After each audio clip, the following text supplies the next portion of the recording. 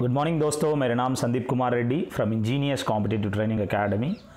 आज हम लोग डिस्कस करेंगे आर्मी, जीडी, ट्रेड्समैन, टेक्निकल और नर्सिंग असिस्टेंट के जितने भी रिलेवेंट क्वेश्चंस जो कि प्रीवियस ईयर में पूछा गया है और उनकी बेस पे चलते हुए हमने मैक्सिमम आप लोगों को डिस्कस करने की कोशिश की है। इनके अंदर आपको एक ही क्वेश्चन पेपर रहेगा और ऑप्शंस जो है A, B, C, D, E दिया गया है ताकि आप लोगों को एग्जामिनेशन में उन ऑप्शन से भी आपको काफ़ी कुछ सीख सकें। 25 प्लस क्वेश्चंस आपको इसी सिंगल पेपर में आपको देखने को मिलेगा। 100% गारंटीड है, आप जाके देख सकते हैं। और चलिए स्टार्ट करते हैं। इनके अंदर क्या क्या सवाल दिए गए हैं फॉर जो भी ट्रेड्स है। यहाँ पे मीराबाई चानू साइकोम, यहाँ पे देख सकते हो मीराबाई जो चानू है रिसेंटली, जिनको हम लोग वेट लिफ्टिंग के अंदर दिया गया है जो कि मेडल मिला है। आप मुझे बताएंगे इन मीराबाई चानू को क्या इनको सिल्वर मिली है या इनको ब्रॉन्ज मिली है, आप मुझे कमेंट सेक्शन में बताइएगा। इनसे पहले सबसे पहला औरत जिनको gold medal weight lifting bronze medal जिनको वेट लिफ्टिंग में मिला है वो है कर्णम मल्लेश्वरी, जो कि ये बिलोंग करती है आंध्र प्रदेश के स्टेट से। अब बात आता है दोस्तों जो कि ऑप्शंस बहुत ही इंपॉर्टेंट है, इसलिए हमने ABCD ऑप्शन दिया गया है। बैडमिंटन की बात आता है किडम्बी श्रीकांत, बहुत अच्छा प्लेयर है दोस्तों। PV सिंधु सभी जानते हैं, और साइना नेहवाल, पुल्लेला गोपीचंद, ये सब बैडमिंटन की प्लेयर है दोस्तों। नीरज चोपड़ा आज के टाइम में हम लोग इंडिया के हीरो जाना जाते हैं। ये जेवलिन थ्रो के अंदर 87.58 मीटर्स, बहुत ही महत्वपूर्ण हो सकता है क्वेश्चन। उनकी जो थ्रो है 87.58 मीटर्स है, जो कि काफ़ी मशहूर रिकॉर्ड है, जिनकी वजह से गोल्ड मेडल मिला है नीरज चोपड़ा को यहाँ पे ओलंपिक्स के अंदर। अब बात आता है दोस्तों रवि कुमार दहिया, सुशील कुमार, जिनको ट्वाइस सिल्वर मिला, सबसे पहले ब्रॉन्ज मिला, उसके बाद सिल्वर मिला है उन्हें। और बबीता एंड गीता फोगाट तो सभी जानते हैं, ये सब कुश्ती के खिलाड़ी है दोस्तों, रेसलिंग में काफ़ी मशहूर है। अब बात आता है दोस्तों बॉक्सिंग की बात आता है। सभी लोग जानते हैं मेरी कॉम, और जिनके ऊपर प्रियंका चोपड़ा, सभी जानते हैं प्रियंका चोपड़ा एक मूवी भी निकाली है मेरी कॉम, काफ़ी इम्पॉर्टेंट बॉक्सर है दोस्तों। आप मुझे कमेंट सेक्शन में बताएंगे ये कितनी बार वर्ल्ड चैम्पियन बनी है। और जिनको रिसेंटली यहाँ पे जैसे टोक्यो में ओलंपिक्स के अंदर लोलिना बरगोहिना, जिनको बॉक्सिंग के अंदर ये मेडल मिली है, ऐसे कौन सा मेडल मिली है, चाहे ब्रॉन्ज मिली है चाहे सिल्वर मिली है, आप मुझे कमेंट सेक्शन में बताइएगा। अब देखिए दूसरा सवाल, देखिए एक सवाल के अंदर हमें कितना इन्फॉर्मेशन ज्ञान प्राप्त हो रहा है, बहुत ही इंपॉर्टेंट है दोस्तों। इस तरह का अगर आप पढ़ेंगे तो काफ़ी इंपॉर्टेंट हो सकता है आपका जो भी एग्जामिनेशन में क्रैक होने की। ये हम लोग उस नज़र से देख रहे हैं जो कि अगला क्या हो सकता है, इसीलिए हम लोग बहुत ही इंपॉर्टेंट हो सकता है इस क्वेश्चन पेपर। एक्सपेक्टेड पेपर है दोस्तों, इस तरह का सवाल आपको इनमें से आना ही आना है। अब बात आता है दोस्तों 1615 के तहत यहाँ पे सर थॉमस रो, एक English emissary of king James I, reached out of the court of which Mughal emperor, किस मुगल एम्परर के दरबार में थॉमस रो 1650 में आया था। तो ये बहुत ही इंपॉर्टेंट है दोस्तों। जहांगीर जो कि इनकी दरबार में थॉमस रो आकर परमिशन लिया यहाँ पे एस्टैब्लिश होने का। अब आता है बातों किंग जामोरिन के टाइम, जो कि ये कैलिकट में सबसे पहला सी रूट जो कि इंडिया में आने वाला बंदा वास्को दा गामा है दोस्तों, जो कि कैलिकट आज के टाइम पे कोझिकोड के नाम पे जाना जाते हैं। जैसे कि यहाँ पे केरल में आप देख सकते हो, और ये किंग जामोरिन से जाके मिले हैं ताकि वो यहाँ पे कुछ ट्रेड कर सकें। अब बाबर तो मतलब ही नहीं बनता, ये तो फाउंडर ऑफ मुगल एम्पायर है दोस्तों। बैटल ऑफ पानीपत की जो पहली लड़ाई है 1526 में, उसके बाद बाबर यहाँ पे एस्टैब्लिश किया अपना मुगल एम्पायर। अब यहाँ जहांगीर जो है, जो 5वां सिख गुरु है, हम जानते हैं कुल मिला के 10 सिख गुरु हैं। इन 10 सिख गुरु के अंदर सबसे पहला गुरु नानक देव है दोस्तों, जो फाउंडर ऑफ सिखिज्म। और ये जो 5वां सिख गुरु है वो अर्जन देव है दोस्तों, गुरु अर्जन देव, जिनको मार दिया था जहांगीर है। अब बात आता है दोस्तों औरंगजेब। ये आपको पता होना ज़रूरी है, किसका बेटा कौन है। बाबर का बेटा हुमायूं है दोस्तों, हुमायूं का बेटा अकबर है दोस्तों।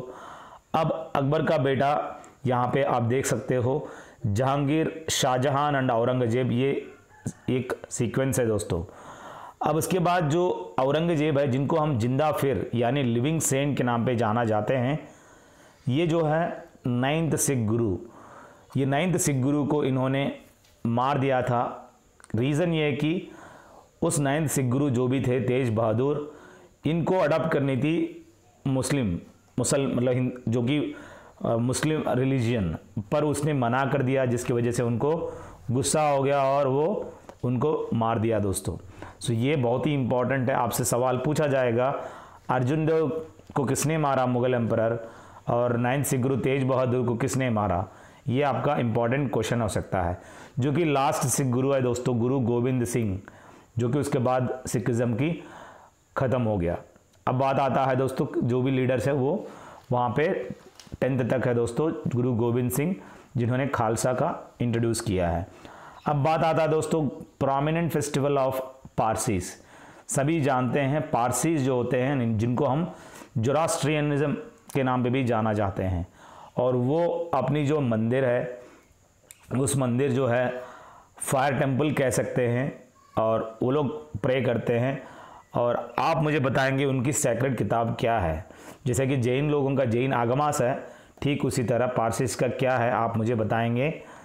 त्रिपिटका जो कि बुद्धिज़्म के लिए काफ़ी मशहूर है, और यहाँ पे बहुत ही इम्पॉर्टेंट है किताबों, और साथ में जो भी रिलीजन का जो टेम्पल्स होते हैं वो आपको पता होना ज़रूरी है। अब बात आता है दोस्तों, यहाँ पे जो इम्पॉर्टेंट फेस्टिवल है, जो कि नवरोज़ फेस्टिवल है दोस्तों। यहाँ पे आप लोग याद करने वाली चीज़, इम्पॉर्टेंट फेस्टिवल ऑफ पारसीज वो होता है जो कि नवरोज़, ये बालबन ने इसको शुरू किया था नवरोज़ फेस्टिवल। और ये आपसे पूछा जाएगा कि ये किसकी फेस्टिवल है नवरोज़, जो कि पारसीज की है दोस्तों। अकबर जो कि मुग़ल एम्परर में काफ़ी मशहूर है, हिंदूज़ को काफ़ी बढ़ावा दिया हिंदुज़म को, और जोधा अकबर आपने मूवी देखा ही होगा। और इनके अंदर आप दिवाली जो है काफ़ी फेमस फेस्टिवल है दोस्तों, हर रिलीजन मना रहे थे उस टाइम पे। अब वर्धमान महावीर जो कि 24th तीर्थंकरा है दोस्तों, कुल मिला के हम लोग 24 तीर्थंकरा को देख सकते हैं। उनमें से जो कि सबसे पहला तीर्थंकरा जो है ऋषभनाथ है दोस्तों। वैसे करते हुए 24th तीर्थंकरा है दोस्तों वर्धमान महावीर, जो कि जैन का फाउंडर है दोस्तों, जैनिज़्म का फाउंडर लॉर्ड वर्धमान महावीर स्वामी। अब यहाँ पे इनकी बर्थ एनिवर्सरी पे हम लोग महावीर जयंती, जो कि नॉर्मली 6 अप्रैल को मनाए जाते हैं, वर्धमान महावीर जयंती। सो ये बहुत ही इम्पॉर्टेंट है, इस तरह का आपको याद रखनी, जैनिज़्म का फाउंडर और साथ में कौन सा नंबर कौन सा फेस्टिवल क्या है। अब बुद्धा तो सभी जानते हैं, बुद्धिज़्म जो कि लॉर्ड बुद्धा, बुद्धा यानी अनलाइटेड होता है, ज्ञानी होता है। और इनकी जो auspicious Buddhist festival that marks the birth of Lord Buddha, जो कि बुद्ध पूर्णिमा कहते हैं, यानी बुद्ध जयंती भी कह सकते हैं। और ये जो है इनकी बुद्धा की जो बर्थ हुआ है वो है लुम्बिनी गार्डन्स, और जहाँ जिनकी देहांत हो गई उस जगह का नाम है कुशीनगर। अब बात आता है दोस्तों, who was the Indian army head during the Indo China war. वो कौन थे जो कि इंडो चाइना वार के दौरान इंडियन आर्मी की चीफ थे। तो यहाँ पे आपको याद रखने वाली चीज़ काफ़ी इम्पॉर्टेंट है दोस्तों, इस तरह का आपको पता होना ज़रूरी है। सो यहाँ पे जो है फील्ड मार्शल SHF जे मानेकशॉ, जो कि ये उस टाइम पे इंडियन आर्मी की हेड थे दोस्तों। और ये खुद जैसे कि जिनको हम सैम मानेकशॉ एंड सैम बहादुर के नाम पे जाना जाते हैं, जो कि चीफ ऑफ आर्मी स्टाफ थे उस टाइम पे। और अगर देखा जाए 1961 में जो कि जनरल जो है BM कॉल आर्मी चीफ को अपॉइंटमेंट किया गया था, जो कि कौन है, BM कौल को अपॉइंट किया था नेहरू जी ने 1961 में।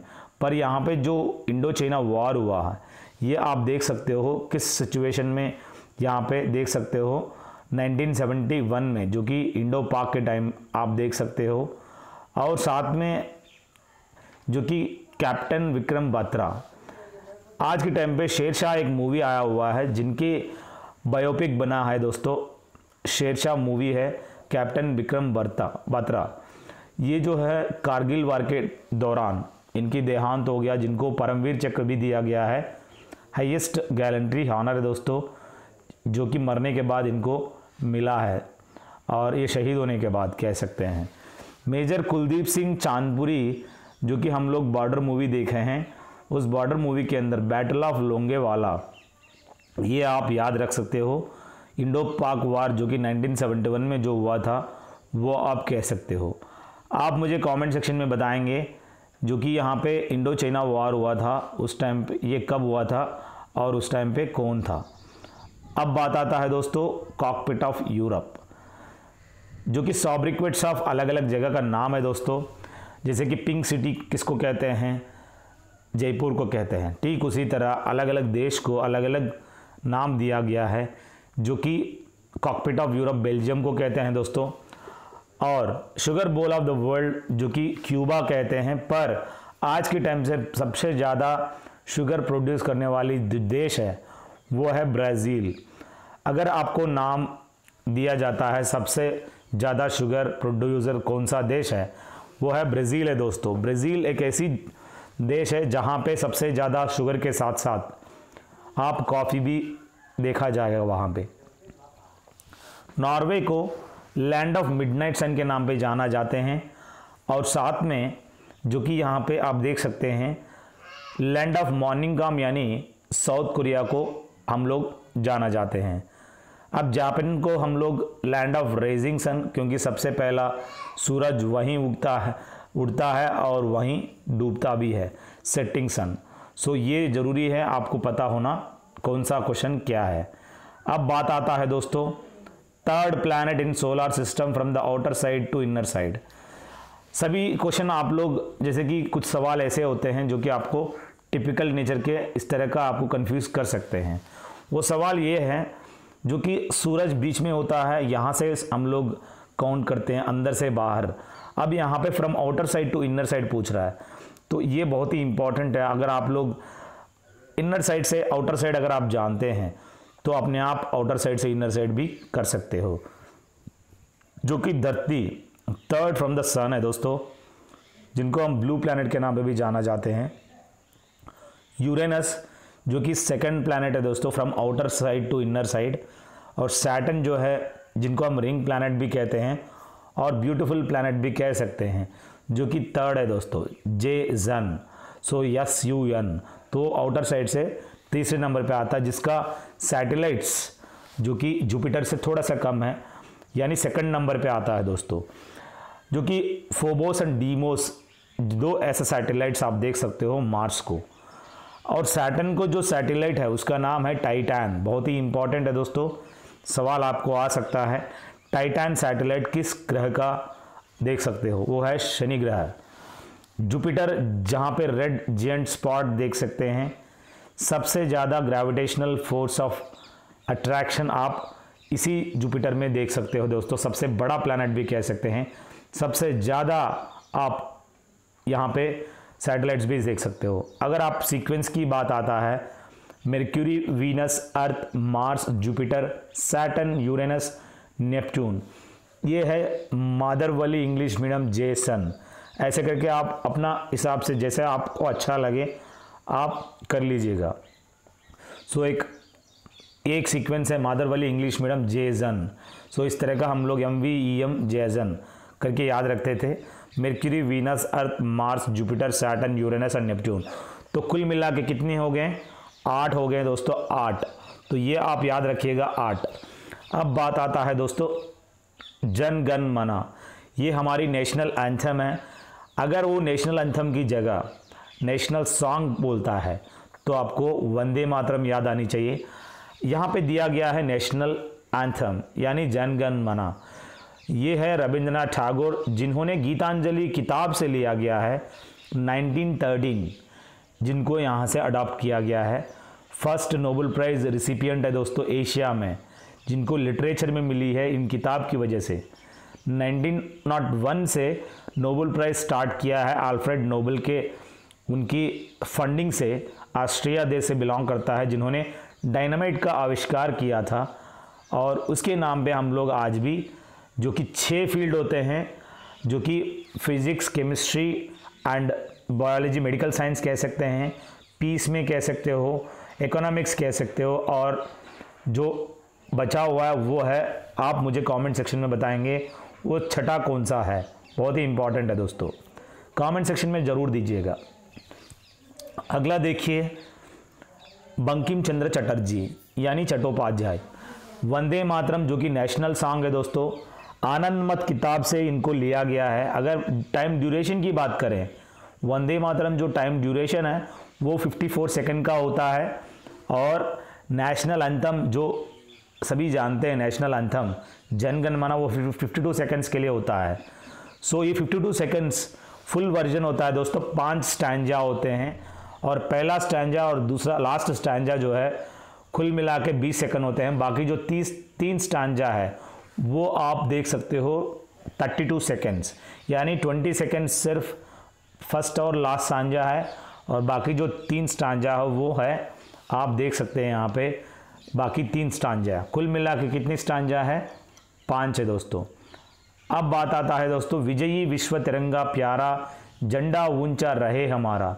ये जो गाना है कंपोज किया है श्यामलाल गुप्ता दोस्तों, जो कि आपको पता होना ज़रूरी है। अगर कहें कि सत्यमेव जयते कहाँ से लिया गया है, सत्यमेव जयते जो कि मुंडकोपनिषद से लिया गया है दोस्तों, काफ़ी इम्पॉर्टेंट है दोस्तों। अब बात आता है दोस्तों, Kohima is the capital of. आपसे पूछा जाएगा कोई ना कोई कैपिटल उनकी बहुत ही इम्पॉर्टेंट है दोस्तों। कैपिटल तो सभी लोग जानते हैं, लेकिन जो कि नॉर्थ ईस्टर्न स्टेट होते हैं उनका थोड़ा सा दिक्कत होता है, तो इसीलिए वो क्या करते हैं, कुछ कुछ नए नए आपको लगेगा। आप मुझे बताएंगे कि आज के टाइम पे हिमाचल प्रदेश का 2 कैपिटल है, एक तो शिमला हाई, दूसरा कैपिटल क्या है आप मुझे कमेंट सेक्शन में बताएंगे। अब दमन एंड दीव, दादरा नगर हवेली, ये 2 अलग अलग यूनियन टेरिटरी थे, पर आज के टाइम पे दामन एंड दीव के अंदर मर्ज कर दिया गया है दादरा नगर हवेली को। अब यहाँ पे कैपिटल बन गया दमन, जो कि सबका दादरा नगर हवेली का और साथ में दमन एंड दीव का। सो दमन इज़ द कैपिटल है दोस्तों आज के टाइम पे। लक्षद्वीप जो कि अरेबियन ओशन में आप देख सकते हो, अरेबियन सी के अंदर, जो कि सिलवासा है दोस्तों लक्षद्वीप की जो कैपिटल है। और Nagaland is the capital of Kohima है दोस्तों, और नागालैंड का कैपिटल आज के टाइम पे कोहिमा। और यहाँ पे एक फेस्टिवल होता है हॉर्नबिल। हॉर्नबिल एक ऐसा पक्षी है दोस्तों, और उस पक्षी का नाम पे वहाँ पे फेस्टिवल होता है, हॉर्नबिल फेस्टिवल काफ़ी मशहूर है दोस्तों नागालैंड के अंदर। अब बात आता है दोस्तों फेस्टिवल्स की, जो कि उत्तरायण फेस्टिवल गुजरात में होता है। ज़ैरो महोत्सव आप मुझे कमेंट सेक्शन में बताएंगे कहाँ पे होता है। अरुणाचल प्रदेश की जो राजधानी है दोस्तों ईटानगर, वहाँ पे आप तवांग मोनास्ट्री भी देख सकते हैं। सिक्किम की कैपिटल जो है गैंगटॉक है दोस्तों। असम की कैपिटल दिसपुर है दोस्तों। ये नॉर्थ ईस्टर्न स्टेट्स आपसे पूछा जाएगा। अब बात आता है दोस्तों अवार्ड्स के बारे में। गोल्डमैन अवार्ड किस फील्ड में ये जो गोल्डमैन अवार्ड दिया जाएगा? एनवायरनमेंट प्रोटेक्शन के लिए गोल्डमैन अवार्ड दिया जाएगा, और गांधीयन वैल्यूज़ के लिए जो कि गांधी पीस प्राइज़ दिया जाता है इंडिया में। इवन फॉरेनर्स को भी इस प्राइज़ को डिस्ट्रीब्यूट किया जाता है। अब बात आता है दोस्तों लिटरेचर में काफ़ी मशहूर, आप ज्ञानपीठ अवार्ड कह सकते हैं, यानी बुकर प्राइज़ भी आप कह सकते हो। इंडिया में ज्ञानपीठ अवार्ड देते हैं बुकर प्राइज़, जो कि फॉरेन अवार्ड है दोस्तों। आप मुझे बताएंगे बुकर प्राइज़ स्पॉन्सर करने वाला देश कौन सा है। अब बात आता है दोस्तों जर्नलिज्म, जो कि पुलिट्जर अवार्ड है दोस्तों। साथ में रोमन मैगसेसे, जो कि फिलिपाइन के प्रेसिडेंट के नाम पे ये रोमन मैगसेसे अवार्ड जर्नलिज्म और सोशल एक्टिविटीज़ में दिया जाता है। अगला देखिए दोस्तों, फिल्म इंडस्ट्री में देने वाली जो अवार्ड्स है, जो कि ग्रैमी अवार्ड म्यूज़िक के लिए दिया जाता है और दादा साहेब फाल्के जो कि लाइफ टाइम अचीवमेंट के लिए दिया जाता है दोस्तों। अगला इंपॉर्टेंट है दोस्तों, the crops of military police centre and school, जो कि कहाँ पर उपस्थित है। यहाँ पे देखने वाली चीज़ ये है, जो भी मिलिट्री पुलिस सेंटर है, ये जो स्कूल है आप बेंगलुरु में देख सकते हो, जहाँ पे लड़कियों का, यहाँ पे इन आर्मी के अंदर लड़कियों का रिक्रूटमेंट होता है। वहाँ पे सालाना 100 लड़कियों को इंडिया में वहाँ पे ट्रेनिंग होता है बेंगलुरु के अंदर, जिनको आर्मी भर्ती किया जा रहा है 100 लड़कियों को। अब यहाँ पे देख सकते हो बेंगलुरु के अंदर crops of military police centre and school. अब बात आता है दोस्तों देहरादून, जहाँ पे इंडियन मिलिट्री एकेडमी है।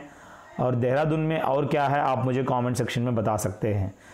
अब मो यानी आर्मी वॉर कॉलेज आप मो में देख सकते हो, और इन्फेंट्री स्कूल ऑफ आर्मी भी आप मध्य प्रदेश जो कि मो के अंदर आप देख सकते हो।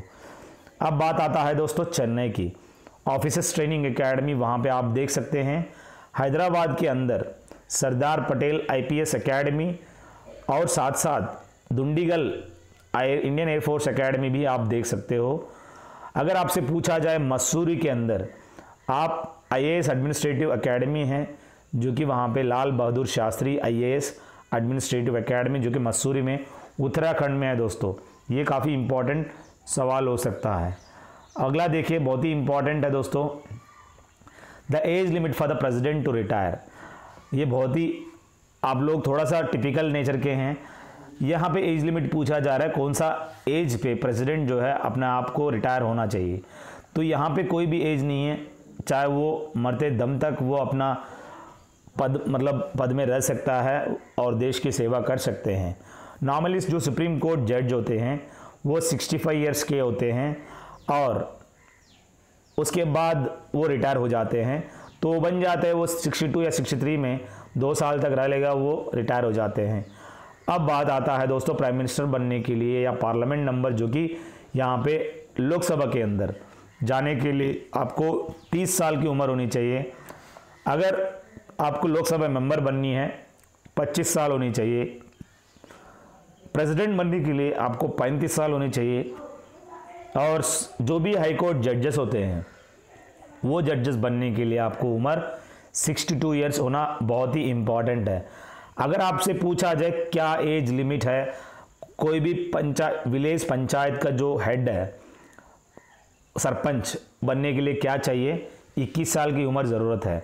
लड़की शादी करने के लिए 18 साल की ज़रूरत है, लड़का शादी करने के लिए 21 साल की ज़रूरत है दोस्तों। ये सब चीज़ें आपको पता होना बहुत ही इम्पॉर्टेंट है। अब बात आता है दोस्तों यहाँ पे पहला female Muslim ruler of the sub continent and the only female Muslim ruler of Delhi कौन थे, तो मैंने डिस्कस किया है इससे पहले वीडियो में भी। वो है रजिया सुल्ताना है दोस्तों, जो कि इल्तुतमिश की बेटी है। स्लेव यानी यहाँ पे स्लेव डायनास्टी में देख सकते हो आप, स्लेव डायनास्टी का जो फाउंडर है कुतुबुद्दीन ऐबक, और ये तुर्क वंश के दोस्तों 1236 से लेकर 1240 4 साल तक ये रूल किए हैं। 1240 तक ये रूल किए हैं। दिल्ली की सुल्तान बनी हैं और रजिया सुल्ताना। ये अगर ऐसे कुछ देखेंगे, झांसी की रानी लक्ष्मीबाई आप देख सकते हो। पद्मावती जो कि दूसरी बीबी है रतन सिंह का, पहला बीबी अनुप्रिया गोयंका है दोस्तों, और दूसरी बीबी बनी पद्मावती रानी। आप रिसेंटली पद्मावती मूवी भी दीपिका पादुकोणे के देखे होंगे, जहाँ पे शाहिद कपूर और दीपिका पादुकोणे दोनों अच्छी एक्टिंग की है। अलाउद्दीन खिलजी जो कि रणवीर सिंह अटैक किया था इस चित्तौड़ पे, और जाके उनको देखने की काफ़ी कोशिश की लेकिन नाकामयाब रहा। अब बात आता है दोस्तों जोधा। जोधा भाई सभी जानते हैं, राजा बरमेल ऑफ आमेर जो कि जयपुर के राजा की बेटी है दोस्तों। She was a Hindu princess पर मैरी किया उसने अकबर के साथ। सो आप मूवी देखेंगे जोधा अकबर, जो कि यहाँ पे ऋतिक रोशन, आप मुझे कमेंट सेक्शन में बताएंगे। ऐश्वर्या राय और ऋतिक रोशन इन दोनों की मूवी है दोस्तों जोधा अकबर, जिनके अंदर आपको पूरा का पूरा क्लैरिटी देखने को मिलेगा। रुद्रमा देवी एक ऐसा काकतीय वंश का अंश है दोस्तों, जो कि डेक्कन प्लाट से बिलोंग करती है और वो 1263 से लेकर 1289 तक जो कि अपनी लास्ट ब्रीथ तक उसने फाइट किया दोस्तों, रानी रुद्रमदेवी। पोर्ट ब्लेयर जो कि capital of Andaman and Nicobar islands है दोस्तों। अगर पूछा जाए कैपिटल सिटीज़, इस तरह का यूनियन टेरिटरी से भी पूछा जा सकता है। पुदुचेरी जो कि यूनियन टेरिटरी तमिलनाडु के आसपास में आप देख सकते हो, आज के टाइम पे वहाँ पे लेफ्टिनेंट गवर्नर किरण बेदी है दोस्तों। सो पुदुचेरी का कैपिटल पुदुचेरी, और साथ में गोवा का पंजिम है दोस्तों, यानी पनाजी भी कह सकते हैं। और 1961 में ऑपरेशन विजय के दौरान वहाँ पे जो पोर्चुगीज़ थे उनको भगा दिया गया है। उनके ऊपर ऑपरेशन विजय आर्मी वाले जाके उनके ऊपर अटैक किए हैं और उनको वहाँ से लिबरेट कर दिया गोवा को फ्रॉम द पोर्चुगीज़। अब बात आता है दोस्तों श्रीलंका की जो कैपिटल है वह है श्री जयवर्धनपुरा कोट्टे। अब श्रीलंका को पहले हम लोग सिलोन के नाम पे भी जाना जाते हैं। और चंडीगढ़ जो कि पंजाब और हरियाणा का जो कैपिटल है दोस्तों, चंडीगढ़ इटसेल्फ एक यूनियन टेरिटरी है दोस्तों, जो आपको पता होना ज़रूरी है। अब बात आता है दोस्तों which is not the union territory. यहाँ पे यूनियन टेरिटरी कौन सा नहीं है। आप जानते हैं जम्मू एंड कश्मीर एक कैपिटल पहले क्या हुआ करता था, स्टेट हुआ करता था, आज के टाइम पे वो बन गया यूनियन टेरिटरी। अब बात आता है Dadra Nagar and Haveli and दामन एंड दीव, जो कि आज के टाइम पे यूनियन टेरिटरी है दोस्तों। अब Lakshadweep and Andaman and Nicobar island दोनों भी यूनियन टेरिटरीज है दोस्तों। पुदुचेरी एंड न्यू दिल्ली और साथ में चंडीगढ़ जितने भी दिए हैं वो सब 8 यूनियन टेरिटरी हैं दोस्तों। 28 स्टेट है आज के टाइम पे, पहले 29 थे। अब जम्मू एंड कश्मीर जो स्टेट था वो बन गया क्या, यूनियन टेरिटरी। सो 28 स्टेट है, 8 यूनियन टेरिटरी है। लास्ट में 8 याद रख लीजिएगा। तो यहाँ पे कोई भी ऐसा नहीं है जो ऑप्शन में यूनियन टेरिटरी नहीं है, तो सभी यूनियन टेरिटरी है, तो option E is the right answer है दोस्तों। Who is known as Dhing express, बहुत ही इंपॉर्टेंट बिट है। आप लोगों से कुछ ना कुछ इस तरह सवाल दिया जाएगा, ढिंग एक्सप्रेस किसको कहते हैं। अब यहाँ पे देखा जाए, जयललिता को हम पुरच्ची तलैवे का नाम पे जाना जाते हैं, एक पॉलिटिकल लीडर है दोस्तों, जिनकी वहाँ पे जो बरियल ग्राउंड है मेरीना बीच में देख सकते हो चेन्नई में। पीटी उषा यानी पयोली एक्सप्रेस कह सकते हैं, और एक एथलीट है दोस्तों, केरल से बिलोंग करती है। और पीवी सिंधु जो कि मिस मल्लिका के नाम पे जाना जाते हैं, बैडमिंटन प्लेयर है दोस्तों, आंध्र प्रदेश यानी तेलंगाना से बिलोंग करती है आज के टाइम पे। फ्लाइंग सिख किसे कहते हैं, मिल्खा सिंह को कहते हैं दोस्तों, एक एथलीट है दोस्तों, सभी लोग जानते हैं, रिसेंटली उनकी देहांत हो चुका है। हिमा दास को कहते हैं दोस्तों ढिंग एक्सप्रेस। आप मुझे कमेंट सेक्शन में बताएंगे हिमा दास किस स्टेट से बिलोंग करती है। रिसेंटली वो डिप्टी आईपीएस भी बनी है दोस्तों। अब बात आता है दोस्तों the refractive index of essential oil is measured by, जो कि एसेंशियल ऑयल होता है जिनका रिफ्रैक्टिव इंडेक्स के बारे में पूछा गया है, जो कि कैरेट मीटर कह सकते हैं। और इस कैरेट मीटर अगर देखा जाए, आई एम वेरी सॉरी, यहाँ पे जो सवाल है रिफ्रैक्टिव इंडेक्स जो होता है एसेंशियल ऑयल मेजर करने वाली, वो रिफ्रैक्टोमीटर है दोस्तों। बाकी गोल्ड का प्यूरिटी मेजर करने वाला कैरेट मीटर है दोस्तों। यहाँ पे हाईलाइटिंग जो है गलत हो गई, पर इसका जो आंसर है सी है दोस्तों। रिफ्रैक्टोमीटर जो है रिफ्रैक्टिव इंडेक्स यानी म्यू, एसेंशियल ऑयल का मेजर कर सकते हैं आराम से। और आप लोगों से एक छोटी सी रिक्वेस्ट है, अगर आप लोगों को किताबें चाहिए, जैसे कि इस तरह का हमने किताब बनाया हुआ है और आपको पूरा कोर्स दिया जाएगा, जैसे कि मेरा जो चैनल विजिट करता है उनको सबको पता होगा, ये अंग्रेज़ी का ग्रामर के रिलेटेड है दोस्तों। और साथ में हम लोग देख सकते हैं आर्मी रिलेटेड जो भी प्रीवियस ईयर पेपर और जीके की कुछ ऐसी किताबें हैं, आपको अगर चाहिए तो आराम से ले सकते हो। पिक्चराइज्ड फॉर्मेट भी हमने अभी पिक्चराइज्ड फॉर्मेट जो भी इस तरह के हैं, तो पिक्चराइज्ड फॉर्मेट हम आपको किताब लेके आ रहे हैं, 1 हफ्ते के अंदर आपको आ जाएगा। उस किताब अगर आ जाएगा मार्केट में, हम आपको यूट्यूब के अंदर बता देंगे। सो पूरा का पूरा पिक्चराइज्ड रहेगा दोस्तों, काफ़ी अच्छी किताब बनेगा। ये आप लोगों को घर तक भेजा जाएगा बाय पोस्ट। आपको गूगल पे या फ़ोन पे करना होगा और हम आपको घर तक पहुंचा देंगे। हमने ऑलरेडी अच्छी मटेरियल बनाई हैं और आप लोग इसको आराम से यूज़ कर सकते हो। You can directly prepare from home अच्छी मटेरियल हम आपको देंगे, राइट कंटेंट देंगे, इनकी चिंता मत करो। अब बात आता है दोस्तों मटेरियल की और कॉस्टिंग की। अगर कुछ इन्फॉर्मेशन चाहिए आप मुझे 7667302552 पे कॉल कर सकते हैं, हम आपको अटेंड करेंगे। अब बात आता है दोस्तों रिफ्रैक्टोमीटर क्या है। ये है refractive index of essential oil measure करने के लिए इस्तेमाल होता है। जो प्यूरिटी ऑफ गोल्ड है वो 24 कैरेट का प्योर गोल्ड होता है दोस्तों, उनके अंदर 2 कैरेट का क्या करते हैं हम लोग कॉपर ऐड करते हैं ताकि उसका स्ट्रेंथ बन सके। सो 22 कैरेट होता है जो कि हम लोग आज के टाइम पे जो पहनते हैं, उनके अंदर 2 कैरेट का कॉपर को मिक्स करके स्ट्रांग बनाते हैं। एनीमोमीटर जो कि विंड स्पीड मेजर करने के लिए होता है दोस्तों। एयर क्वालिटी इंडेक्स वो चीज़ है जो कि पोल्यूशन मेजरमेंट के लिए हेल्प करता है। जैसे कि दिल्ली के अंदर सबसे ज़्यादा आप पोल्यूशन देख सकते हैं, एयर क्वालिटी इंडेक्स उन्हीं से मेजर किया जाते हैं। अब बात आता है टीस्टा। टीस्टा क्या चीज़ है, आपने मूंगफली देखा होगा, मूंगफली के ऊपर जो लेयर है उसको हम सीड कोट कहते हैं, उसी को हम टीस्टा के नाम पे जाना जाते हैं।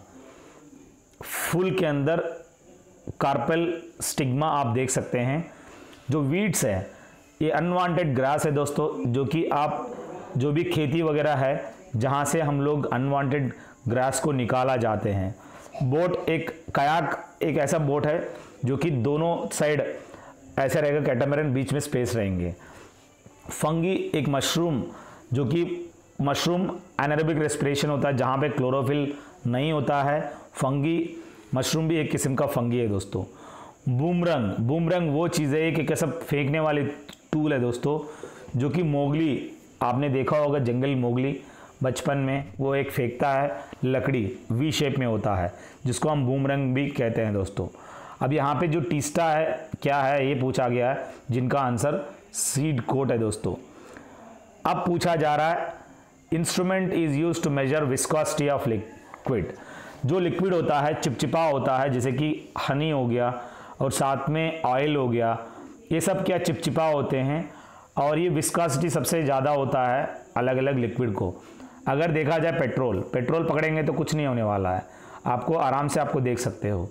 यहाँ पे जो विस्कोसिटी ऑफ लिक्विड है ये विस्कोमीटर के साथ मेजर कर सकते हैं, यानी जितना ज़्यादा डेंसिटी रहेगा उतना ज़्यादा विस्कस रहेगा लिक्विड। अब यहाँ पे डॉब्सन स्पेक्ट्रोमीटर वो चीज़ है जो कि ओजोन लेयर को मेजर करने के लिए डॉब्सन स्पेक्ट्रोमीटर का इस्तेमाल करते हैं। वो लेज़र लाइट होता है, वो लाइट डाल के चेक करते हैं। ये जो डॉब्सन यूनिट है जो कि ओजोन लेयर को मेजर इसी डॉब्सन यूनिट में मेजर करते हैं। अब सीलोमीटर वो चीज़ है, डिवाइस है दैट यूजेस ए लेज़र और other light source to determine the height of the cloud ceiling और क्लाउड बेस। ये सीलोमीटर हम लोग जो कि क्लाउड का जो थिकनेस है कितना ज़्यादा है आराम से हम फाइंड आउट कर सकते हैं इस सीलोमीटर के साथ। ये क्लाउड जो मेजर करते हैं वो ऑक्टा OKT है, ऑक्टा 1, ऑक्टा 2, ऑक्टा 3 होता है दोस्तों। सीलोमीटर्स के साथ हम लोग आराम से मेजर कर सकते हैं। जो भी सवाल दिए गए हैं आप अपनी लाइफ में कभी सुना ही नहीं होगा, काफ़ी रेयर सुना होगा। इसका मतलब you are learning the new things. आपसे बाकी हाइड्रोमीटर हाइग्रोमीटर सभी जानते ही हैं। अब इस तरह का सवाल आपको याद रखना बहुत ही इंपॉर्टेंट है। सो ऑक्टा जो है यूनिट है दोस्तों क्लाउड मेजर करने के लिए। ये क्लाउड बनने के लिए आपको इम्पॉर्टेंट होता है वाटर वेपर। ये वाटर वेपर काफ़ी लेसर डेंस होता है कंपेयर टू एयर, जिसकी वजह से फ्लोट होता है दोस्तों। जब क्लाउड बस्ट होता है सीधा एक साथ पानी आ जाते हैं कम टाइम में, पूरा का पूरा तबाह कर देगा। अब यहाँ पे आता है फोटोमीटर। एक ऐसा इंस्ट्रूमेंट है दोस्तों जो कि स्ट्रेंथ ऑफ इलेक्ट्रोमैग्नेटिक रेडिएशन, आप जानते हैं स्ट्रेंथ ऑफ इलेक्ट्रोमैग्नेटिक रेडिएशन को मेजर करने के लिए in the range from the ultraviolet to infrared and including the visible spectrum, इन फोटोमीटर का इस्तेमाल करते हैं दोस्तों। पेरीहेलीमीटर जो कि एक ऐसा इंस्ट्रूमेंट है डिज़ाइन किया गया है specifically to measure the direct beam of solar irradiance with the field of view limited to 5 degrees, also known as DNI, direct normal incidence. जो पेरीहेलीमीटर हीलियोमीटर है ये आपको जो कि सोलर रेडियंस का आराम से हम मेजर कर सकते हैं, यानी जो कि रेडिएशन ऑफ द सन है दोस्तों। अब बात आता है दोस्तों the one is use to make sun glasses. ये जो ग्लासेस है नॉर्मली साइट के लिए यूज़ करते हैं, फ्लिंट ग्लास का इस्तेमाल करते हैं। अगर बात आता है सन ग्लासेस की, जो कि शेड्स कहते हैं, जो कि काला कलर में होता है, धूप में जाते वक्त काला देखने को मिलता है, वो है फोटोक्रोमैटिक लेंस। वो इस्तेमाल करते हैं दोस्तों। ब्लैक कलर में आप देख सकते हो उन शेड्स को। बाकी टेफ्लॉन क्या है, जो कि नॉन स्टिक पैन्स होते हैं जिनको कोट किया जाता है ताकि चिपके ना। केवलर बुलेट प्रूफ जैकेट बनाने के लिए इस्तेमाल करते हैं। एस्बेस्टॉस जो कि फायर फाइटिंग क्लोथ बनाने के लिए इस्तेमाल करते हैं। पीवीसी जो डोर्स हैं, साथ में हम लोग बहुत ही इंपॉर्टेंट है बाथरूम डोर बनाने के लिए पॉलीविनाइल क्लोराइड का इस्तेमाल करते हैं।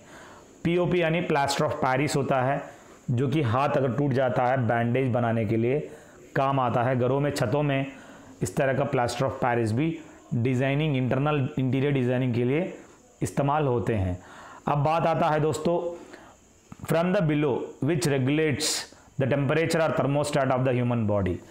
यहाँ पे बहुत ही इंपॉर्टेंट ये है, नीचे से अगर देखा जाए ऐसे कौन सा एज ए थर्मोस्टेट यानी अपना ह्यूमन बॉडी का जो टेम्परेचर है वो बैलेंस बनाने के लिए ये हेल्प करता है, वो है हाइपोथैलेमस, जो कि थर्मोस्टेट भी कह सकते हो दोस्तों। यहाँ पे सर में देखने को मिलेगा हाइपोथैलेमस छोटा सा, ये हमारा ह्यूमन बॉडी का टेम्परेचर बैलेंस बना रखता है। अब बात आता है एड्रिनल ग्लैंड्स की, जो कि किडनी के ऊपर आप देख सकते हो। ये अपना ब्लड प्रेशर जो 120/80 है, ये सिस्टोलिक डायस्टोलिक मेंटेन करने के लिए होता है। यहाँ पे थाइमस जो कि बच्चों में यहाँ पे देखने को मिलेगा, बड़ा होते होते वो कम हो जाता है। ये चिल्ड्रन ग्लैंड के नाम पे भी जाना जाते हैं। अब बात आता है पाइनियल ग्लैंड, जो कि मेलेटोनिन सेक्रीट करता है। पाइनियल ग्लैंड, आपसे सवाल पूछा जाएगा मेलेटोनिन कौन सा सेक्रीट करता है, वो है पाइनियल ग्लैंड। अब किडनी का फंक्शन क्या है, जो कि ब्लड की फिल्ट्रेशन में काफ़ी महत्वपूर्ण हो सकता है दोस्तों। नेफ्रॉन एक ऐसा फंक्शनल यूनिट है जो कि किडनी ब्लड को प्यूरिफाई करने के लिए काफ़ी इस्तेमाल करता है। हार्ट जो है पंप करने के लिए ऑल ओवर द बॉडी आप हार्ट का फंक्शन देख सकते हैं। अब बात आता है दोस्तों लिवर की, जो कि यहाँ पे ग्लूकोज को ग्लाइकोजन में कन्वर्ट करने के लिए लिवर काफ़ी इंपॉर्टेंट रोल प्ले करता है। बाइल जूस जो कि सेक्रेट करती है लिवर दोस्तों। पैंक्रियास काफ़ी इंपॉर्टेंट रोल प्ले करता है दोस्तों, इंसुलिन सेक्रेट करती है। अगर पैंक्रियास काम करना बंद कर दें तो आपको ब्लड जो कि शुगर लेवल बढ़ जाएगा, आपको डायबिटिस मिलिटस एंड डायबिटिस इंसिपिडस बीमारी हो सकता है दोस्तों। आप मुझे कमेंट सेक्शन में बताएंगे परनीशियस एनीमिया होने के लिए क्या रीज़न है, कमेंट सेक्शन में बताइएगा। Cutting paper, card stock and also other material such as craft foam can be cut by. यहाँ पे पेपर काटने के लिए कार्ड स्टॉक और अदर जो भी मटेरियल है क्राफ्ट फोम, उसको काटने के लिए क्राफ्ट नाइफ का इस्तेमाल करते हैं दोस्तों। डायमंड को काटने के लिए इस्तेमाल करते हैं और ग्लास को भी काटने के लिए डायमंड का इस्तेमाल करते हैं। वायर तो कटिंग प्लायर आप सभी जानते हैं, और ड्रिलिंग बिट होल रखने के लिए काम आता है दोस्तों। ये सब चीज़ें आप याद रखिएगा। अब बात आता है दोस्तों डेफिशिएंसी ऑफ आयरन, जो कि अपनी जो खून के अंदर ब्लड में आप आयरन देख सकते हो, जिनको हम फेरस के नाम पे जाना जाते हैं। ये हेमाटाइट ओर से आयरन आप यहाँ पे एक्सट्रैक्ट करते हैं। यहाँ पे देखा जाए गाइटर जो कि आयोडीन डेफिशिएंसी की वजह से हो जाता है, यहाँ पे एडम्स एप्पल भी कहते हैं, इतना बड़ा स्वेलिंग देखने को मिलता है। और ये थायराइड ग्लैंड है वो बढ़ जाता है। सो यहाँ पे सबसे बड़ा एंडोक्राइन ग्लैंड जो कि थायराइड है ये बढ़ जाता है। रिकेट्स जो कि विटामिन डी की डेफिशिएंसी यानी कैल्सीफेरॉल की डेफिशिएंसी, सनरेस जो भी सनरेस है वहाँ से हम लोग विटामिन डी देखने को मिलता है। बोलेग्स, नॉकनीस, ये सब चीज़ें आप विटामिन डी की डेफिशिएंसी की वजह से देख सकते हो। यहाँ पे जो कि आयरन की डेफिशिएंसी, आपको एनीमिया प्रॉब्लम हो जाता है, यहाँ पे आयरन लेवल की कमी हो जाता है। हाइपोग्लाइकेमिया एक ऐसा कंडीशन होता है जहाँ पे ब्लड शुगर ग्लूकोज लेवल जो है एकदम कम हो जाता है। और अपना जो बॉडी के अंदर glucose is your bodies main energy source, जब वो कम हो जाने के बाद हाइपोग्लाइकेमिया आपको बीमारी हो सकता है दोस्तों। अब बात आता है दोस्तों the particle of matter that uniquely defines a chemical element, जिसको हम कहते हैं एटम। ये बहुत ही इंपॉर्टेंट है। एटम के अंदर न्यूक्लिय होता है जिसके अंदर इलेक्ट्रिकली पॉजिटिव प्रोटॉन्स होते हैं और साथ में न्यूट्रॉन्स होते हैं। जो इलेक्ट्रॉन्स होते हैं वो घूमते रहते हैं, पर अंदर जो है न्यूट्रॉन्स और साथ में प्रोटॉन देखने को मिलता है। आटम जो है एक एटॉमिक न्यूक्लिय इसके अंदर देखने को मिलेगा। आटम जो है particle of matter that uniquely defines a chemical element. अब प्रोटॉन क्या है, पॉजिटिवली चार्ज होता है दोस्तों और 1.67262 इंटू 10⁻⁻27 kg इसका वैल्यू है, बहुत ही कम होता है। न्यूट्रॉन जो कि न्यूट्रल चार्ज होता है दोस्तों, जिनकी चार्ज होता ही नहीं। इलेक्ट्रॉन नेगेटिवली चार्ज होता है दोस्तों, जो कि अराउंड में घूमता रहता है, whose electric charge is negative. Particle क्या चीज़ है? A particle is a tiny bit of matter that makes up everything in the universe. In particle physics an elementary particle is a particle which can not be split up into small pieces. वो particle सबसे छोटी है जिसको हम divide नहीं कर सकते हैं, जिसको हम पार्टिकल कहते हैं दोस्तों। अब पार्टिकल आटम से भी बहुत ही कम होता है जिसके अंदर डिवाइड भी नहीं कर सकते हैं। अब बात आता है दोस्तों डिफिशियंसी ऑफ टोकोफेरॉल। पहले आपको पता होना जरूरी है टोकोफेरॉल किसे कहते हैं। विटामिन ई को टोकोफेरॉल कहते हैं दोस्तों। विटामिन सी की कमी की वजह से, जो कि एस्कॉर्बिक एसिड की कमी की वजह से आपको गम्स जो भी है ब्लीडिंग हो जाता है, जिसको हम स्कर्वी भी कहते हैं। पर्नीशियस अनीमिया, आप मुझे कमेंट सेक्शन में बताएंगे ये किस विटामिन की डिफिशियंसी में होता है, बहुत ही इंपॉर्टेंट है दोस्तों। Loss of feeling in the arms and legs, loss of body movement control, muscle weakness and vision problem, सब आपको देखने को मिलेगा विटामिन जो कि ई की कमी की वजह से। टोकोफेरॉल अगर आपके अंदर कमी हो गया तो इस तरह का पूरा arms and legs and loss of body movement control सब आपको अफेक्ट पड़ेगा दोस्तों। निक्टलोफिया, नाइट ब्लाइंडनेस को हम कहते हैं दोस्तों। एक ऐसा कंडीशन है दोस्तों, ये characterised by an abnormal inability to see in dim light और at night, typically caused by vitamin A deficiency. ये नाइट ब्लाइंडनेस, रात में अंधेरा छा जाता है, दिखाई नहीं देता है, निक्टलोफिया कहते हैं, विटामिन ए की डिफिशियंसी की वजह से होता है दोस्तों। विटामिन के जो कि कमी होने की वजह से हम लोग जो ब्लीडिंग होता है, haemorrhage disease of newborn helps in clotting of blood. It's not clothing, it's clotting of, clotting यानी जमने के लिए। ये एक आपको हेल्प करता है विटामिन के अपना ब्लड जम जाने के लिए। ये काफ़ी इंपॉर्टेंट एंटी कोएगुलेंट भी कह सकते हैं। अब बात आता है दोस्तों ऐसे कौन सा ब्रांच है जो कि बोन्स के बारे में डील करता है। अपना ह्यूमन एनाटॉमी है जिनके अंदर अलग अलग बोन्स होते हैं, जो कि बोन और बोन को मिलाने वाला यहाँ पे क्या कहते हैं, जिसको लिगामेंट कहते हैं, और बोन और मांस को जो टच करता है उसको हम टेंडन कहते हैं दोस्तों। राइनोलॉजी यानी नोज की स्टडी को राइनोलॉजी कहते हैं। राइनोसरस सभी जानते हैं, नोज के ऊपर ऐसे एक वहाँ पे कांटा देखने को मिलेगा। पैथोलॉजी यानी ब्लड के रिलेटेड है दोस्तों। ओडोंटोलॉजी यानी दांतों का रिलेटेड। ऑस्टियोलॉजी कहते हैं दोस्तों बोन का रिलेटेड स्टडी।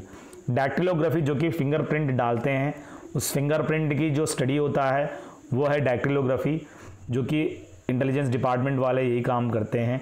नेफ्रोलॉजी किडनी के बारे में जानना। कार्डियोलॉजी दिल के बारे में। माइकोलॉजी फंगी के बारे में दोस्तों। मायोलॉजी मसल्स के बारे में, जो भी मसल्स है आप मुझे कमेंट सेक्शन में बताएंगे। जैसे कि हम लोग 205 बोन्स होते हैं, ठीक उसी तरह बच्चों में 300 होते हैं। मसल्स कितने होते हैं कमेंट सेक्शन में मुझे बताइएगा। Total number of muscles in our human body. Myology जो है मसल्स के बारे में स्टडी। डेंड्रोक्रोनोलॉजी जो कि प्लांट रिंग्स होता है, जो कि जो रिंग्स है प्लांट काटने के बाद जो रिंग्स होते हैं वो एनुअल रिंग्स होता है, उस रिंग्स के बारे में जो स्टडी है डेंड्रोक्रोनोलॉजी कहते हैं दोस्तों। अब बात आता है दोस्तों एग्जॉस्टिबल सोर्स आर दो sources of energy which will deplete and exhaust after a few 100 years are the exhaustible sources of energy. जो कि यहाँ पे पेट्रोल, कोल, फॉरेस्ट, ये सब क्या एग्जॉस्ट हो जाते हैं, ख़त्म हो जाते हैं। उसके बाद दोबारा प्रोड्यूस नहीं होता है। अगर देखा जाए नॉन एग्जॉस्टिबल, ख़त्म ही नहीं होता, वो है सूरज, हवा, ये सब चलता रहता है, कभी ख़त्म नहीं होता दोस्तों। अब बात आता है दोस्तों पार्सेक की। पार्सेक यानी पैरालैक्टिक सेकंड होता है, एक ऐसा यूनिट है दोस्तों, एस्ट्रोनॉमिकल डिस्टेंसेस बिटवीन स्टार और गैलेक्सी के बीच में जो डिस्टेंसेस मेजर करते हैं वो पार्सेक में मेजर करते हैं। हम लाइट ईयर भी डिस्टेंस भी कह सकते हैं दोस्तों। पार्सेक जो है astronomical distance between stars and galaxies. Intensity of sound measure करते हैं डेसिबल में। इंटेंसिटी ऑफ, यहाँ पे लाइट की जो इंटेंसिटी है जो कि मेजर करते हैं ल्यूमन पर स्क्वायर मीटर, यानी लक्स कहते हैं। बहुत ही इंपॉर्टेंट है, ल्यूमन पर स्क्वायर मीटर होता है, पर स्क्वायर सेंटीमीटर नहीं। ये भी सवाल आपसे जो पूछा जाएगा, एक लक्स का बराबर होता है एक ल्यूमन पर स्क्वायर मीटर। हेनरी जो है इलेक्ट्रिकल इंडक्टेंस का है दोस्तों। रेसिस्टेंस जो कि आप जानते हैं, रेसिस्टेंस जो होता है यहाँ पे ओम में मेजर करते हैं। पोटेंशियल डिफरेंस V जो कि वोल्ट में मेजर करते हैं। चार्ज जो कि कूलम में मेजर करते हैं दोस्तों। यहाँ पे जो इंडक्टेंस है वो हेनरी है दोस्तों। कंडक्टेंस अगर पूछा जाता है, रेसिप्रोकल ऑफ रेसिस्टेंस होता है तो मो में मेजर करते हैं। यहाँ जो मैग्नीफाइंग पावर ऑफ लेंस है वो डायप्टर है दोस्तों, बहुत ही इंपॉर्टेंट है। जो अपना लेंस है उसका जो मैग्नीफाइंग पावर है, ये जो लेंस है जिसका डायप्टर में मेजर करते हैं। अब बात आता है दोस्तों, when A drop of mustard oil is placed on the surface of the water. जैसे कि हम लोग, मच्छर काफ़ी होते हैं, वहाँ पे केरोसिन डालते हैं पानी के ऊपर, वो क्या हो जाता है, फैल जाता है। ठीक उसी तरह कुछ मस्टर्ड ऑयल अगर हम सरफेस ऑफ द वाटर में डालेंगे, वो एक ऐसा स्प्रेड कर देगा जिससे इवन एग्जाम्पल भी कह सकते हैं जो कि मच्छर मर जाते हैं केरोसिन की वजह से।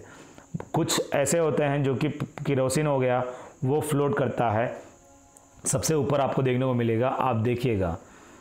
और सोडियम मेटल सभी जानते हैं जो कि पानी में अगर डाल दें वो एकदम ब्लास्ट कर देगा, तो कभी सोडियम मेटल डालने की कोशिश मत करिए जिनको हम केरोसिन के अंदर स्टोर करते हैं दोस्तों। अब बात आता है दोस्तों the graph related to brain. हम लोग जब भी ब्रेन कुछ माल फंक्शन कर रही है तो यहाँ पे पूरा रख देंगे, तो वो एक ग्राफ में देखते हैं। उस ग्राफ का नाम है EEG, इलेक्ट्रोएन्सेफेलोग्राम कहते हैं दोस्तों, जहाँ पे अपना पूरा ब्रेन का जो फंक्शन पूरा बता देता है। ECG यानी कार्डियो रिलेटेड है दोस्तों, इलेक्ट्रोकार्डियोग्राफ। अगर आपका दिल ठीक से काम नहीं कर रहा है, स्टंट डालना पड़ेगा, यहाँ से स्टंट जाता है, यहाँ बैठ जाता है, तो वो क्या है, आपका हेल्प करता है इलेक्ट्रिक पल्स देने की, ताकि ब्लड अच्छी तरह से जा सके। Cartesian coordinate system is used to visualise points on graph by showing the points distances from the two axis. ये कार्टेशियन कोऑर्डिनेशन सिस्टम वो इम्पॉर्टेंट सिस्टम है दोस्तों, यहाँ पे ग्राफ के अंदर इम्पॉर्टेंट डिस्टेंसेस मेजर करने के लिए। अब बात आता है दोस्तों bar graph, like representation of data that buckets a range of outcomes into columns along the x axis, जिनको हम हिस्टोग्राम कहते हैं। हिस्टोग्राम्स भी पूछा जाएगा। ये बार ग्राफ स्ट्रक्चर है दोस्तों, यहाँ पे आप देख सकते हो एक्स एक्सिस और वाई एक्सिस, जिनके अंदर बार ग्राफ्स देख सकते हो। अब बात आता है दोस्तों एबोला वायरस। एबोला वायरस किससे स्प्रेड होता है? ये चमगादड़ जो कि बैट से, आप देख सकते हो, ये जो बैट से अल्ट्रासोनिक वेव्स प्रोड्यूस करता है, और रैट जो कि प्लेग प्रोड्यूस करता है दोस्तों। CC फ्लाइज स्लीपिंग सिकनेस हो जाता है। एडिस एजिप्टी एक ऐसा मच्छर है जो डेंगू फैलता है। स्वाइन फ्लू जो कि सुअरों से आपको देखने को मिलेगा, H1N1 भी कह सकते हैं जिनको। और मलेरिया जो है फीमेल एनाफिलिस होता है दोस्तों, जो दिन में काटता है आपको। बाकी कलरा जो है विब्रियो कलरा होता है दोस्तों। टाइफाइड जो कि साल्मोनेला टाइफी बैक्टीरियम की वजह से होता है, जो कि आपको पूरा इंटेस्टिनल प्रॉब्लम्स होता है, उल्टिया हो जाता है, डायरिया हो जाता है। कॉमन कोल्ड राइनो वायरस से आप देखने को मिलेगा, ये कम्युनल डिसीज है दोस्तों। एड्स जो है एक्वायर्ड इम्यूनो डेफिशिएंसी सिंड्रोम, जो कि ह्यूमन इम्यूनो वायरस की वजह से एड्स आपको देखने को मिलेगा। इस तरह का मुझे नहीं लगता कि इससे बाहर आपसे सवाल पूछा जाएगा। अगर ऐसे पढ़ाई करेंगे तो आपको मज़ा ही मज़ा आएगा। नहीं सर हमें किताब पिक्चराइज्ड चाहिए, तो ज़रूर मंगवा लेना, बस एक हफ्ता की देर है, देर है पर अंधेर नहीं, तो ये बहुत ही इम्पॉर्टेंट है। इस तरह का किताब आपको पिक्चराइज्ड आपको देखने को मिलेगा मार्केट में। चिंता मत करो, हम आपका पूरा पढ़ाई करने की जो तरीका है वो हम बदल देंगे, तुम्हारी लाइफ बदल जाएगी। किताब चाहिए तो आप मुझे कॉल करो 7666730252। थैंक यू दोस्तों, अच्छा लगे प्लीज़ कमेंट में कमेंट दीजिएगा। आउट ऑफ 190 और मैं चाहता हूं कि तुम मैक्सिमम वीडियोस मेरा प्लेलिस्ट के अंदर दिया हुआ है देख लीजिएगा। थैंक यू दोस्तों, have a good day, have a great life. I am Sandeep Kumar Reddy from engineers competitive training academy. जय हिंद, जय भारत।